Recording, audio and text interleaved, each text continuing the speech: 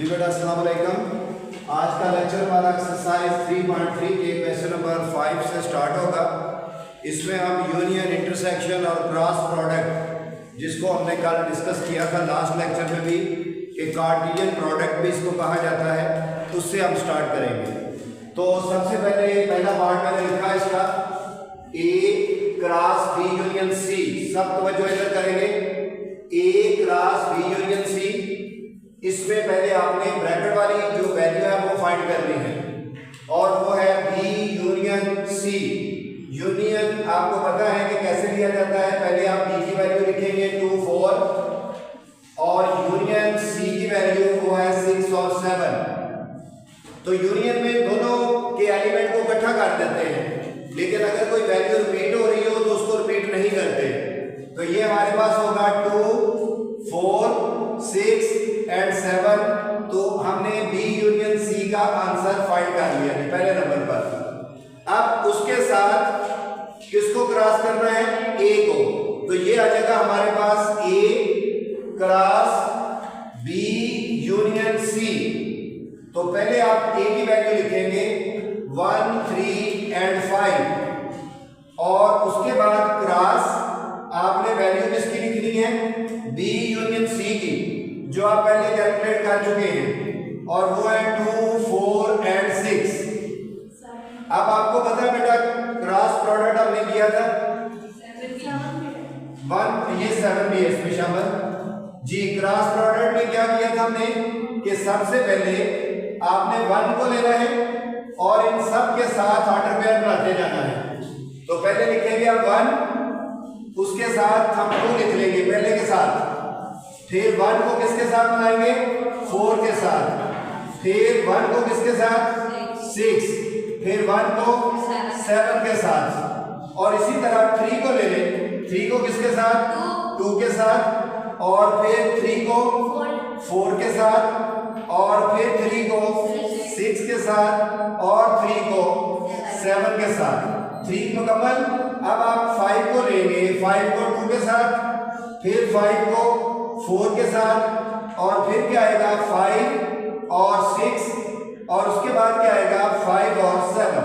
तो पेपर में भी बेटा जब आपको पता है इतना बड़ा तो पेज नहीं हो सकता ना, पेज जहां पर खत्म हो जाएगा आपने नीचे अपनी वैल्यू को ले आना है। लेकिन जब आप सेट क्लोज करोगे तो ये हमारे पास एक ही सेट के अंदर सारे ऑर्डर पेयर आएंगे।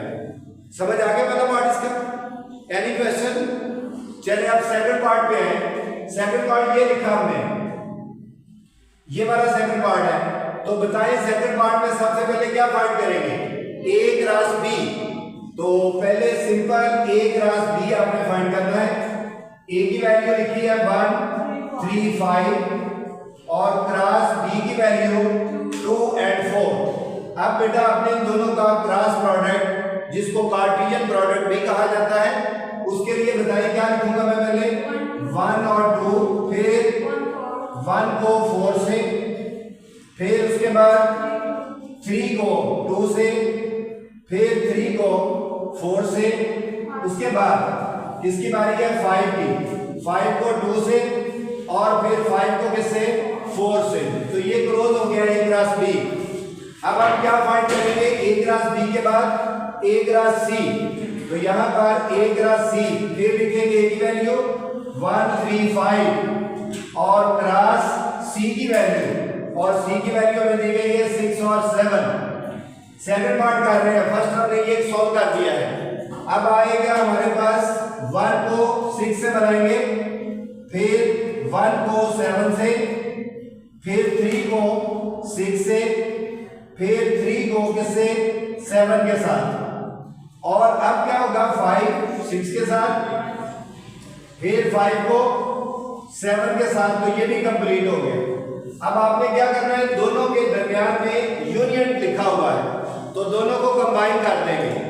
दोनों ऑर्डर पेयर्स को ए क्रॉस बी यूनियन, दूसरा कौन सा है? ए क्रॉस सी।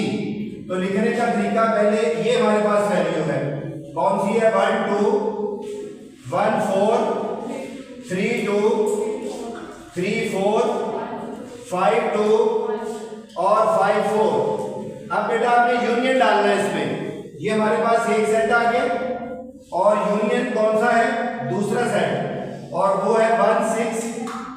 उसमें है 1 7, फिर है 3 6, फिर है 3 7, और फिर है 5 6, और लास्ट में 5 7। ये दोनों के दरमियान यूनियन इकट्ठा करते हैं हम इनको, लेकिन कोई भी ऑर्डर पेयर रिपीट नहीं होना चाहिए। तो यहां पर फिर लिखेंगे वैल्यू 1 2, पहले ये सारी लिख लें 1 2, और फिर है 1 4, उसके बाद 3 2, पहले सारे की लिख रहे हैं और उसके बाद दूसरे की वैल्यू वो लिखेंगे जो नहीं है 5 4। जी आप बताओ बेटा 1 6 तो नहीं है ना ऊपर, तो लिखना पड़ेगा हमें 1 6, फिर बताएं 1 7, फिर 3 6, ऊपर तो नहीं है ना 3 6, रिपीट नहीं होने देना, 3 7, फिर क्या है 5 6, फिर क्या है 5 7। तो ले बेटा दोनों को हमने कंबाइन कर दिया, और दूसरे पार्ट में यही पूछा था कि पहले अलग अलग क्रॉस फाइंड करें और उसके बाद इन दोनों का क्या लेंगे, यूनियन लेंगे। और पहले पार्ट में क्या पूछा था, बी यूनियन सी लेंगे और उसके आंसर को किसके साथ, ए के साथ क्रॉस करेंगे। पहले हम ये दो पार्ट नोट कर लें, फिर तीसरे में हमने लेफ्ट और राइट साइड प्रूव करनी है कि दोनों का आंसर इक्वल आना चाहिए। इसमें वेरीफाई करना पड़ेगा हमें कि लेफ्ट और राइट दोनों का आंसर इक्वल है। इसमें से कोई क्वेश्चन नोट करें इसको जल्दी से। जी बेटा इसका थर्ड पार्ट देखें। थर्ड पार्ट में मैंने बताया था कि वेरिफिकेशन देनी है, आपने प्रूव करना है, शो करना है क्या कि जो लेफ्ट का आंसर आ रहा है वही राइट का आ रहा है। तो मैं पहले लेफ्ट का आंसर लेता हूं, उसके लिए बी यूनियन सी। आपने वैसे पहले बी यूनियन सी निकाला था पहले पार्ट में, आप उसी को यूज कर सकते हैं, लेकिन अगर पेपर में ही थर्ड पार्ट आए तो फिर आप इसी तरह ही सॉल्व करेंगे कि पहले आपने बी यूनियन सी फाइंड करना है। दोबारा फिर देख लो, बी की वैल्यू है 2 4 और यूनियन सी की वैल्यू है 6 7। तो इन दोनों को इकट्ठा करेंगे, ये बन जाएगा 2 4 6 7। अब आप देखें तो इसके साथ किसको क्रॉस किया गया बेटा, ए को, ए क्रॉस। ये पार्ट मैंने इसलिए अलग करवाया है कि वो जो सारी वैल्यू थी वो पहले दो पार्ट ही की थी। अगर मैं उधर से उठा के तो इधर लिख देता तो ये तो 2 लाइनों का क्वेश्चन था, लेकिन आप सपोज कर लो कि ये पेपर में क्वेश्चन ही थर्ड पार्ट आएगा प्रूव करने वाला, तो फिर आपको ये सारी वैल्यू कैलकुलेट करनी पड़ेगी, निकालनी पड़ेगी। आपने अब ए क्रॉस बी करना है, तो ए की वैल्यू 1 3 5 और क्रॉस 2 4 6 और 7। अब इनके साथ आपने क्रॉस प्रोडक्ट, पार्टीशन प्रोडक्ट, 1 के साथ क्या आएगा 2, फिर 1 के साथ 4, फिर 1 को 6 से मिलाएंगे और फिर 1 को 7 से, फिर 3 के साथ सबको 3 और 2, फिर 3 को 4 के साथ, फिर बेटा 3 को 4 के बाद 6 के साथ और 3 को 7 के साथ। अब 5 के साथ 5 और 2, फिर 5 और 4, फिर आ जाएगा 5 और 6 और लास्ट में 5 और 7। तो ये क्लोज कर दिया मैंने। तो आप अगर ये देखें तो ये हमारी कौन सी साइड बन गई है बेटा, लेफ्ट हैंड साइड। इसको लिख दें, अगर ये लेफ्ट हैंड साइड का आंसर है तो राइट हैंड साइड का भी यही आना चाहिए। राइट हैंड साइड के लिए फिर मुझे क्या करना पड़ेगा, बी, राइट हैंड साइड में ए क्रॉस बी, ए क्रॉस बी। तो ए की वैल्यू 1 3 5, क्रॉस बी की वैल्यू 2 4। इन दोनों को आप क्रॉस प्रोडक्ट में 1 और 2, फिर आएगा 1 और 4, फिर 3 और 2, फिर 3 के साथ क्या आएगा 4, फिर 3 को खत्म करके 5 के साथ 2 और 5 के साथ 4। तो ये हमने ए क्रॉस बी फाइंड कर लिया। अब बच्चों हमने क्या फाइंड करना है, ए क्रॉस सी। तो आप पहले ए सेट लिखेंगे 1 3 5 और क्रॉस सी की वैल्यू, ये हमारे पास सी की वैल्यू 6 और 7। क्लियर। अब इसके साथ क्रॉस प्रोडक्ट लेंगे तो क्या होगा 1 और 6, फिर क्या होगा 1 के साथ 7, तो 1 मुकम्मल हो गया। अब 1 को छोड़ दें, अब 3 के साथ 6 को मिलाएं, फिर 3 के साथ 7 को मिलाएं, अब 3 भी खत्म। फिर क्या करेंगे 5 के साथ 6 और फिर 5 के साथ 7 और ये दूसरा सेट भी आ गया। अब इन दोनों आंसर को क्या करना है आपने, यूनियन। इन दोनों को कंबाइन करना है A क्रॉस C। पहले का आंसर ये वाला है, लिखेंगे 1 और 2, सारा सेट जो लिखा हमने इसके ऑर्डर पेयर का वो लिख देंगे पहला आंसर, और उसके बाद दूसरा आंसर यूनियन डाल के लिखना है आपने। यूनियन आगे जगह खत्म हो गई है पेपर में भी, आपने इधर यूनियन और फिर आगे सेट शुरू कर देना है। और ये A क्रॉस C वाला 1 और 6, 1 और 7, 3 और 6, और 3 7, 5 6, 5 7। अब बेटा आपने क्या करना है, इन दोनों को कंबाइन करना है एक ही सेट के अंदर। तो उसका तरीका मैंने क्या बताया था, पहले आप पहले सेट की सारी वैल्यू लिख रहे 1 2, फिर लिख रहे 1 4, 3 2, उसके बाद 3 4 और 5 2 और 5 4। अब बेटा आपने इसके साथ शामिल करनी ये वाली वैल्यू, और इनमें से कोई भी ऐसी वैल्यू नहीं जो रिपीट हो रही हो। इसका मतलब सारे के सारे सेट की वैल्यू आप इसमें लिख दें, 1 6, फिर है 1 7, फिर है 3 6 और 3 7, फिर है 5 6 एंड 5 7, और इसको क्लोज कर दें। तो देखा जाए तो ये हमारी कौन सी साइड बनी है, राइट हैंड साइड। अब आप बेटा अपने सारे आंसर कंपेयर कर सकते हैं, जो कि लेफ्ट में है वही के वही क्वेश्चन हमारे राइट साइड पर है। इसका मतलब है कि लेफ्ट और राइट जो है वो दोनों प्रूव हो गई हैं। पेपर में ये लिखा आ सकता है कि इसको प्रूव करें, शो करें या वेरीफाई करें, तो आप नोट करें।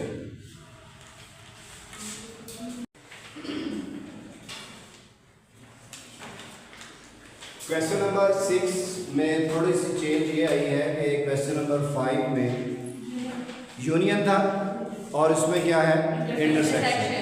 यूनियन का मतलब कंबाइन करना और इंटरसेक्शन का मतलब कॉमन लेना। जी बेटा, सबसे पहले हम ब्रैकेट वाली वैल्यू को देखते हुए E इंटरसेक्शन F फाइंड करेंगे। E इंटरसेक्शन और E इंटरसेक्शन F के लिए पहले E की वैल्यू लिखेंगे, A और C इंटरसेक्शन B और C। अच्छा जी, आप देखिए दोनों में से कॉमन क्या आ रहा है, C कॉमन आ रहा है, तो C लिख देंगे। तो यहां पर एक बात मेरी गौर से सुन लें, जिस सेट के एक एलिमेंट हो, सिर्फ एक ही एलिमेंट हो, उस सेट का खास नाम है, उसको सिंगलटन सेट कहा जाता है। सिंगल से वर्ड निकला है, सिंगलटन सेट। कौन सा सेट है, सिंगलटन सेट, सिंगल डिजिट की वजह से, सिंगल एलिमेंट की वजह से ये सिंगलटन एलिमेंट। इसका भी एक खास नाम है, बोलो क्या नाम है इसका, एम्प्टी सेट। एम्प्टी सेट को या इस तरह जाहिर किया जाता है या बेटा फाइल के साथ जाहिर किया जाता है। तो अगर आप फाइल के बाद ये सेट की नोटेशन डाल देंगे तो ये एम्प्टी नहीं रहेगा, ये बात याद रखनी है। एम्प्टी के लिए या सेट एम्प्टी होना चाहिए या सिर्फ फाइल का निशान होना चाहिए। दो बातों का पता चल गया इससे। तो इसका हमारे पास कॉमन जो आया वो C आया है। अब बेटा हमने क्या करना है, इसको D के साथ क्रॉस, तो D cross E intersection F का जो आंसर था, तो इसको देखते हुए D की वैल्यू है AEI, और क्रॉस हमारे पास है, इसकी वैल्यू वो क्या है बेटा, सिर्फ C। अब आपने क्या करना है, A के साथ C को शामिल और A के साथ और कोई वैल्यू नहीं है, तो फिर A खत्म हो गया। अब क्या है, E के साथ C को और कोई वैल्यू नहीं है, फिर I को किसके साथ, C के साथ और कोई वैल्यू नहीं है, तो ये पहला पार्ट हमारा सॉल्व हो गया। क्लियर। राइट साइड दूसरा देखिएगा पार्ट इसका, तो पहले आपने DE फाइंड करना है, D क्रॉस E। तो पहले बेटा D की वैल्यू लिखेंगे A, E और I, और क्रॉस फिर E की वैल्यू A और C। इन दोनों का कार्टेशियन प्रोडक्ट, क्रॉस प्रोडक्ट, ये एक रिलेशन होता है। और लास्ट लेक्चर में बताया था रिलेशन और बाइनरी रिलेशन में फर्क। कोई स्टूडेंट बता सकता है कि रिलेशन और बाइनरी रिलेशन में क्या फर्क है? एनीवन, रिलेशन और बाइनरी रिलेशन में क्या फर्क था जी? रिलेशन दो या दो से सेट के साथ कनेक्ट करता है, उसका कनेक्शन दो या दो से ज्यादा सेट के साथ होता है, जबकि बाइनरी रिलेशन का सिर्फ दो सेट के साथ कनेक्शन होता है। और ये बात आपकी बुक में लिखी हुई है बड़ी क्लियर, बुक को भी स्टडी किया करें। अब आ जाएगा जी हमारे पास A इसके साथ ए को ही शामिल करेंगे। अच्छा, कुछ बच्चों ने पूछा था कि जी यहां पर तो रेपिटेशन हो रही है, तो हम तो रेपिटेशन में नहीं लिखते वैल्यू। बेटा ये ऑर्डर पेयर की रेपिटेशन की बात नहीं हुई थी, उसके एलिमेंट की बात हुई थी। तो इसके एलिमेंट जो ऑर्डर पेयर है उसमें वैल्यू रिपीट हो सकती है, दोनों सेम हो सकती हैं। हाँ, ये नहीं हो सकता कि किसी और जगह पे ए का एलिमेंट लिख दे। अब ये वाला रिपीट नहीं हो सकता। जी मेरी बात समझ आ गई ना, दोनों का फर्क। अब देखो ए के साथ क्या आएगा, फिर सी, और उसके बाद ए के साथ और कोई नहीं। अब ई के साथ ए लिखेंगे और फिर ई के साथ सी लिखेंगे, ई भी खत्म। फिर आई के साथ ए और फिर आई के साथ सी। तो ये हमारे पास पहली वैल्यू आ गई। दूसरी वैल्यू क्या है, डी एफ। तो यहां पर D F, D cross F. तो पहले डी की वैल्यू लिख लेते हैं। डी की वैल्यू हमारे पास ए ई आई, और उसके बाद क्रॉस एफ की वैल्यू है बी और सी। तो यहां पर ए के साथ फिर क्या शामिल होगा, बी, फिर ए के साथ सी, फिर ए को किसी और के साथ नहीं कर सकते, ये खत्म हो गया। अब ई को फिर लेंगे बी के साथ और फिर ई को सी के साथ, ई भी खत्म हो गया। अब आई को किसके साथ लेंगे, बी के साथ, और फिर आई को सी के साथ। ये दूसरा सेट आ गया। तो इधर नहीं खत्म कर देना क्वेश्चन, अभी फाइनल आंसर बाकी है। तो क्या होगा, दोनों का इंटरसेक्शन, तो उसको लिखना भी है आपने, डी ई क्रॉस ई और इंटरसेक्शन डी क्रॉस एफ। तो पहले मैं वैल्यू लिखने लगा हूं, ये वाली ए पहला एलिमेंट, ये दूसरा, ये तीसरा एलिमेंट। अब ये पूरा ऑर्डर पेयर एक एलिमेंट कहलाएगा। और फिर है आई और ए, और ये है आई और सी। ये हमारे पास पहला सेट आ गया। और उसके बाद आपने क्या करना है, इंटरसेक्शन। ये इंटरसेक्शन का साइन है, और इंटरसेक्शन के बाद आपने वैल्यू लिखनी है ये वाली, ए बी, ए सी, और फिर है ई बी, और उसके बाद है ई सी और आई बी, फिर है आई सी। यही वैल्यू है ना। अब बेटा इंटरसेक्शन के लिए ये वैल्यू तो लिख दी है, मैं फिर रिपीट करने लगा हूं बात कि A cross B not equal to B cross A. ये कभी बराबर नहीं हो सकता। बट ये सेट 1 2 3 ये बिल्कुल बराबर हो सकता है 3 to 1 के। सेट में हमारे पास ऑर्डर कुछ भी हो, वो वैल्यू वही है ना, ऑर्डर जो मर्जी हो, ये दोनों इक्वल होते हैं। लेकिन ऑर्डर पेयर में x की जगह पे x ही होना चाहिए और y की जगह पे y ही होना चाहिए। इस बात को देखते हुए हम इसमें से कॉमन लेते हैं, इन दोनों में से। देखें जी, सबसे पहले ए सी, इधर है ए सी, ये ए सी है, और इधर नहीं मिला जाएगा, ये ए सी जी वो लिखेंगे क्योंकि दोनों में है। उसके बाद बताएं जी, ई, ये ई सी जी, ये ई और सी ये भी कॉमन है, और उसके बाद है जी आई और सी। और देख ले कोई रह ना जाए जी, आई सी कोई चेक कर ले और नहीं आ रहा तो ये हमारे पास इंटरसेक्शन पॉइंट आ गया। क्लियर, नोट करें। फिर इसके बाद इसका भी इंटरसेक्शन की भी हम वेरिफिकेशन करते हैं, जिसमें लेफ्ट और राइट जो साइड है वो इक्वल करेंगे। जल्दी नोट करें इसको।